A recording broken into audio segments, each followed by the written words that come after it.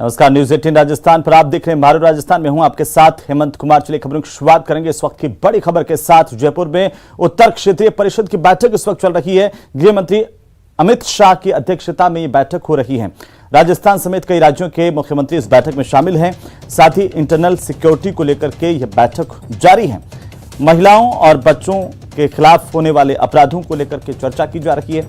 बड़ी खबर इस वक्त की, और इससे पहले मैं आपको बता दें वो तस्वीरें जब गृह मंत्री अमित शाह जयपुर पहुंचे और इस बैठक में पहुंचने पर मुख्यमंत्री अशोक गहलोत की तरफ से उनकी अगवानी की गई। इसके बाद यह बैठक शुरू हुई है। उत्तर क्षेत्रीय परिषद की बहुत महत्वपूर्ण बैठक है जिसमें कई मसलों को लेकर के चर्चा जारी है। खासतौर पर इंटरनल सिक्योरिटी के मुद्दों पर चर्चा की जा रही है। मुख्यमंत्री अशोक गहलोत इस बैठक में मौजूद हैं और साथ ही साथ इस वक्त ज्यादा जानकारी के साथ हम आपको सीधे ले चलते हैं हमारे सहयोगी सौरभ गृहस्थी के पास में, जहां पर मौजूद है सौरभ, क्या कुछ अपडेट इस बैठक को लेकर के? महत्वपूर्ण बैठक इस वक्त चल रही है।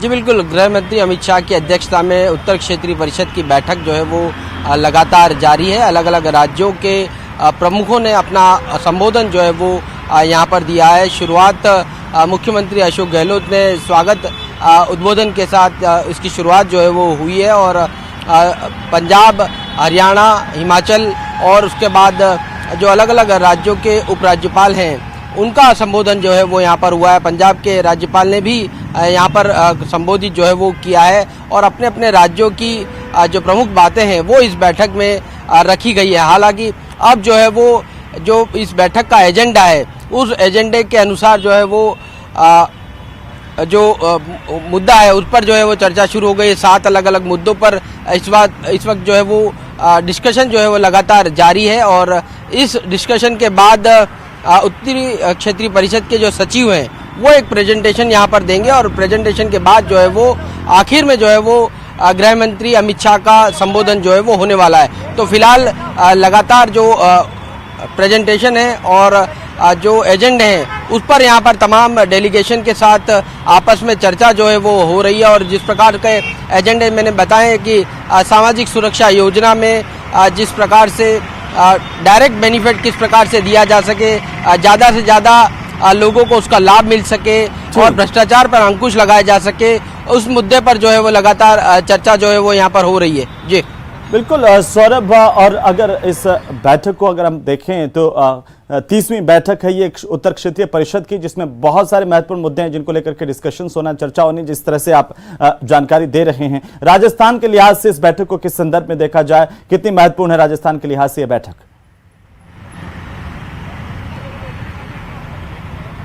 जी बिल्कुल, ये जो तमाम मुद्दे हैं वो राजस्थान से भी कहीं ना कहीं अटैच जो है वो होते हैं। चाहे बात भाखड़ा ब्यास मैनेजमेंट बोर्ड है, उसमें राजस्थान बरसों से शामिल होने की मांग जो है वो करता आया है। राजस्थान की मांग है कि सदस्य के रूप में उसको भी शामिल किया जाना चाहिए। इसके अलावा हिमाचल प्रदेश भी इस बोर्ड में शामिल होना चाहता है, क्योंकि जिस प्रकार की पानी की जो दिक्कतें हैं राजस्थान चाहता है कि उसमें राजस्थान भी एक मेंबर हो, ताकि जो महत्वपूर्ण निर्णय जो लिए जाते हैं उसमें राजस्थान की भी सहमति जो है वो उस पर बन पाए। इसके अलावा जो बच्चियों के साथ और महिलाओं के साथ दुष्कर्म के मामले होते हैं उसमें किस प्रकार से पुलिसिंग की व्यवस्था जो है वो ज़्यादा सुदृढ़ हो सके, जांच किस प्रकार से तेज की जा सके, गृह मंत्रालय से इस मामले में किस प्रकार से सहयोग मिल सकता है, किस प्रकार से तकनीक जो है वो और ज़्यादा जो है वो राजस्थान को मिल सकती है। इन तमाम बातों पर जो है वो राजस्थान का सीधा जुड़ाव है। चाहे बात पराली जलाने की बात हो, पंजाब और हरियाणा में जिस प्रकार से पराली जलाई जाती है और उसके बाद जो उत्तर भारत के अधिकतर राज्य है उसमें प्रदूषण की समस्या देखने को मिलती है। चाहे दिल्ली हो, यूपी हो, राजस्थान हो, इन इलाकों में जो है वो पराली जलाने के बाद प्रदूषण जो है वो समस्या उभर कर आती है। तो राजस्थान का इस बैठक में सीधा सा संबंध है। 7 मुद्दे जो है वो राजस्थान से कनेक्ट होते हैं और ये जो मीटिंग रखी गई है उसमें जो तमाम राज्य हैं, जो मुद्दे इस बैठक में रखे गए वो इन तमाम राज्यों से जो है वो कनेक्ट होते हैं। इस लिहाज से ये बैठक जो है वो आयोजित की गई है और सभी राज्यों ने अपनी अपनी बात जो है वो इस बैठक में रख दी है। अब चूंकि डिस्कशन जो है वो लगातार हो रहा है, अधिकारी क्योंकि मुख्य सचिव भी अलग अलग राज्यों के आए हुए हैं, वो भी अपनी बात जो है वो रख रहे हैं कि किस प्रकार से उन्हें किन चीज़ों में समस्याएं आ रही हैं और केंद्रीय गृह मंत्रालय से उन्हें किस प्रकार से मदद मिल सकती है, केंद्रीय गृह मंत्रालय किस प्रकार से उन्हें सहयोग कर सकता है। इस बातों पर जो है वो चर्चा यहाँ पर हो रही है। एक बात प्रमुख है कि जो भी यहाँ पर चर्चा हो रही है उसका एक अलग से एक्शन प्लान जो है वो आने वाले समय में बनाया जाएगा और इन समस्याओं को किस प्रकार से दूर किया जा सकता है उस पर जो है वो आने वाले समय में गृह मंत्रालय जो है एक एक्शन प्लान बनाएगा और फिर अलग अलग राज्यों को देगा ताकि जो दिक्कतें इंटर स्टेट आ रही है उन्हें मुख्य रूप से समाधान उनका कैसे किया जाए, इस पर जो है वो इस पूरी बैठक का फोकस है। और ये बैठक चूंकि 30वीं बैठक है और अलग अलग मुद्दों के जरिए जो है वो बैठक होती है, तो इस बार ये 7 मुद्दे जो है वो प्रमुख तौर से इस बैठक में शामिल जो है वो किए गए हैं। जी बिल्कुल सौरभ, खुद केंद्रीय गृह मंत्री अमित शाह यहां पर इस बैठक में मौजूद हैं, इस बैठक की अध्यक्षता कर रहे हैं। अपने आप में बहुत महत्वपूर्ण बैठक है, लेकिन अगर बाहर की हम बात करें, बाहर की तस्वीरों की बात करें तो जरा तस्वीरें भी दिखाइए कि किस तरीके से बाहर के इंतजाम यहां पर किए गए हैं कई राज्यों के मुख्यमंत्री। और अगर इस बैठक से पहले की सियासत को हम देखें तो कांग्रेस और बीजेपी की तरफ से एक दूसरे पर ईआरसीपी को लेकर के भी बयानबाजी देखने को मिली है।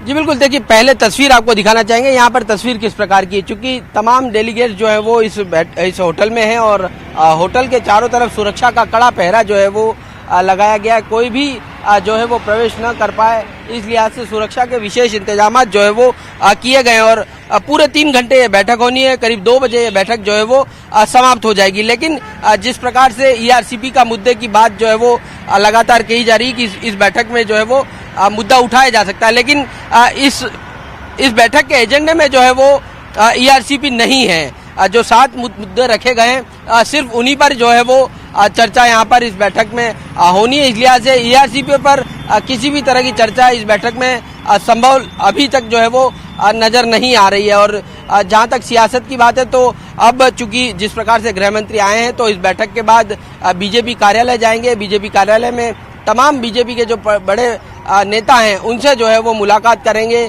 चाहे सतीश पूनिया हो, वसुंधरा राजे हो या अन्य नेता हो, उनसे जो है वो मुलाकात जो है वो की जाएगी और राजस्थान की सियासत के संदर्भ में यहाँ पर जो है वो चर्चा की जा सकेगी, क्योंकि अगले साल जो है वो यहाँ पर चुनाव जो है वो होने वाले हैं और इस लिहाज से काफ़ी महत्वपूर्ण जो है वो राजस्थान हो जाता है। और राजस्थान में जिस प्रकार की कंडीशन पिछले 3-4 सालों में बनी है, 3-4 सालों में जिस प्रकार के मुद्दे यहाँ पर उठे हैं और हाल फिलहाल की सियासत जो है वो जिस प्रकार से गरमाई है, तो इन तमाम मुद्दों पर जो है वो इस बैठक में चर्चा जो है वो होने वाली। लेकिन फिलहाल बैठक लगातार जारी है और अगले 10 से 15 मिनट बाद संभवतः गृह मंत्री अमित शाह का यहाँ पर संबोधन होगा और संबोधन के साथ ही ये बैठक जो है वो समाप्त हो जाएगी।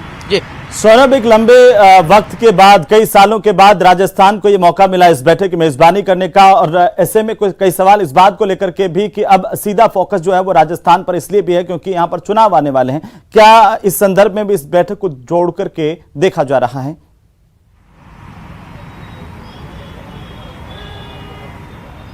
जी बिल्कुल, देखिए 25 साल बाद जो है वो राजस्थान में बैठक हो रही है, अलग अलग राज्यों में ये बैठक जो है वो आयोजित की जाती है, तो इस बार राजस्थान को इस बैठक के मेजबानी का मौका जो है वो मिला है और उसी के तहत व्यवस्थाएं भी जो है वो की गई है। लेकिन चूंकि जिस प्रकार से अगले साल चुनाव होने हैं और चुनाव के मद्देनजर चाहे कांग्रेस हो या फिर बीजेपी, दोनों ही जो है वो चुनावी मोड पे आ चुकी हैं, लगातार जो है वो एक दूसरे को घेरने के काम जो है वो किए जा रहे हैं और अलग अलग मुद्दे जो है वो राजस्थान की राजनीति में लगातार गरमाते जा रहे हैं। तो जब गृह मंत्री आए हैं तो यकीनन इन तमाम मुद्दों पर जो है वो चर्चा होगी। राजस्थान में बीजेपी सत्ता फिर से कैसे आए उसको लेकर जो है वो चर्चा की जाएगी, किस प्रकार से कांग्रेस को घेरना है उन मुद्दों पर जो है वो चर्चा की जाएगी और खास तौर पर राजस्थान बीजेपी में जिस प्रकार का मनमुटाव चल रहा है उस मनमुटाव को कैसे दूर किया जा सके, इन तमाम मुद्दों पर जो है वो बैठक में चर्चा होगी। हालांकि ज्यादा देर ये बैठक नहीं होगी, बताया जा रहा है कि करीब आधे घंटे से ज्यादा जो है वो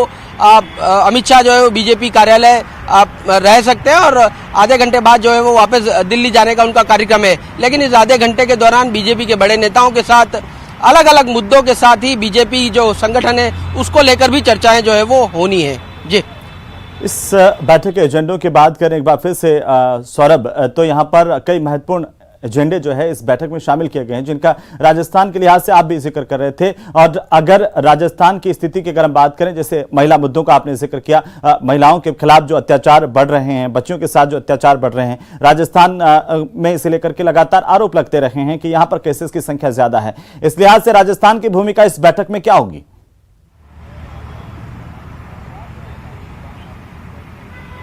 जी बिल्कुल, देखिए आप बिल्कुल सही कहा आपने, क्योंकि जिस प्रकार से बच्चियों और महिलाओं के साथ दुष्कर्म के मामलों में तेजी से बढ़ोतरी हुई है और राजस्थान जो है वो कहीं ना कहीं इस मामले में नंबर 1 जो है वो बनता हुआ नजर आया था।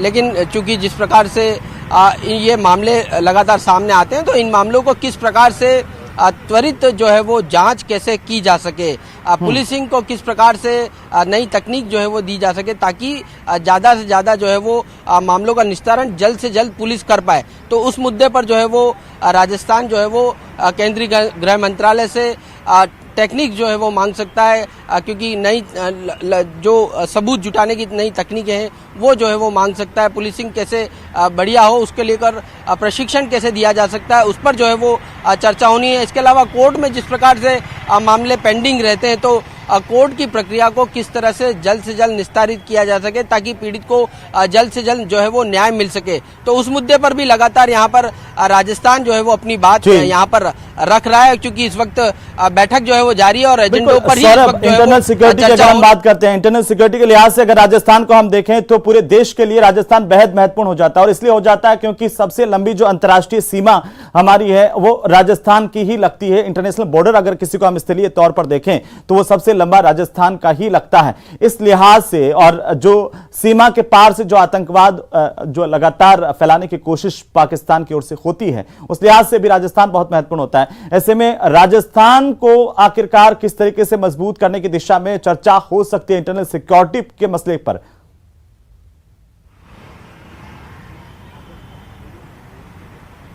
जी बिल्कुल, आपने सही कहा, क्योंकि राजस्थान की काफ़ी लंबी सीमा जो है वो अंतर्राष्ट्रीय बॉर्डर से लगती है और न सिर्फ राजस्थान बल्कि पंजाब की भी जो है वो सीमा अंतर्राष्ट्रीय बॉर्डर से लगती है। तो संभवतः इस मुद्दे पर भी जो है वो बैठक में चर्चा हो सकती है और किस प्रकार से गृह मंत्रालय जो है वो मदद कर सकता है, उस पर जो है यहाँ पर फोकस रखा जा सकता है। संभवतः गृह मंत्री जब अपना उद्बोधन देंगे तो उसमें जो है वो कई बातों की स्पष्टता जो है वो होगी। साथ ही इंटरनल सिक्योरिटी भी क्योंकि महत्वपूर्ण है, क्योंकि अलग अलग गैंग्स, आपको ध्यान होगा कि हरियाणा की गैंग जो है वो राजस्थान में आके अपराध कर जाती है, पंजाब की गैंग जो है वो राजस्थान में आकर अपराध कर जाती है, राजस्थान के अपराधी जो है वो दूसरे राज्यों में जाकर अपराध कर देते हैं। तो उस पर किस प्रकार से अंकुश लगाया जा सकता है, किस प्रकार से पुलिस जो है वो एक दूसरे राज्यों की पुलिस जो है वो एक साथ समन्वय करके इन अपराधियों पर, इस संगठित अपराध पर जिस प्रकार से अंकुश लगा सकता है, तो उस मुद्दे पर भी इस बैठक में जो है वो चर्चा हो सकती है। लेकिन फिलहाल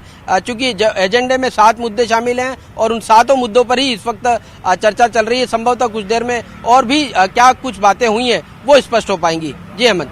बिल्कुल, इस बैठक से पहले जिस तरीके से राजस्थान के मुख्यमंत्री की ओर से केंद्र को पत्र लिखा गया और यह मांग की गई इस बैठक में एजेंडे में शामिल किया जाए ईआरसीपी को लेकर के लगातार बयानबाजी भी हुई है सौरभ यहाँ पर, तो क्या ये माना जाए कि मुख्यमंत्री अशोक गहलोत जब आज गृह मंत्री अमित शाह से मुलाकात कर रहे हैं और इस बैठक में मौजूद हैं, तो क्या वे ईआरसीपी को लेकर के भी कोई बातचीत कर सकते हैं? दोनों नेताओं के बीच में इस तरह की बातचीत हो सकती है?